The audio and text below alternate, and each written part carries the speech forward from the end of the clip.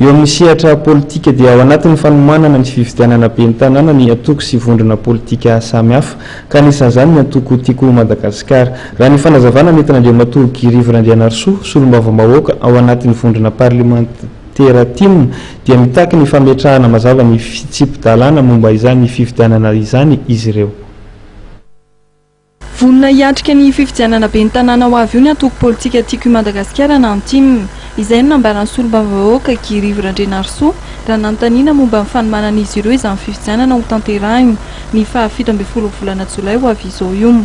Na izany kosa ary dia nanamafy ity solombavambahoaka ity fa mitaka ny fametrahana fitsipika mazava izy ireo. Ny atoko tiako Madagasikara dia efa nilaza hatrany fa vonona ny anao izay farahery nitondra soa sy fampandrosoana ho an'ny vahoaka. Noho izany dia vonona izy hiatrika ny fifidianana kanefa kosa dia atao mazava tsara ny fitsipidalana aloha. Izahay dia tsy manaiky mihitsy raha mbola miziriziry amin'ny fizarazarana Antananarivo voalohan'izay.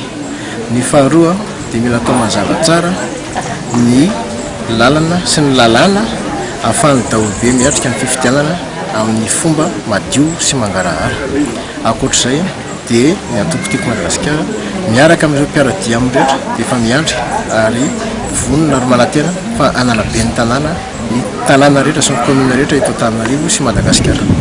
Nandeha ihany koa ny fety tatoato fa misy ny tsy fifanarahana eo amin'ny atoko nandrafitra ny ankolafy Ravalomanana teo aloha na amin'ny fanazavana mombamomba izay indrindra ny solombavambahoaka timina. Zavatra tena misy angamba dia tsy hoe tsy mifanaraka satria efa niona tamin'Andriamatoa Ravalomanana avokoa mitarika ny atoko rehetra.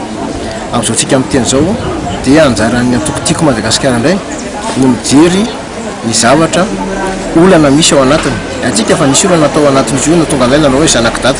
Izay ny zava-misy hatramin'izao ka mety mahatsiaro eo adimodimo ngamba n'ilay atoko sasany fa alao iny ny atoko tiako Madagasikara anao izay mampety ny atokony amin'izao tsika amin'ny. Manoloana kosa ny fanatanterahana amin'ny fampihavana-pirenena dia nanamafy Andriamatoa Girivo Randrianarsoa fa manohana foana ny hetsika fampihavana-pirenena ny ankolafy sy ny filoham-pirenena teo aloha mariky Ravalomanana ary tsy mikasa ny hisitaka ny dinika rehetra.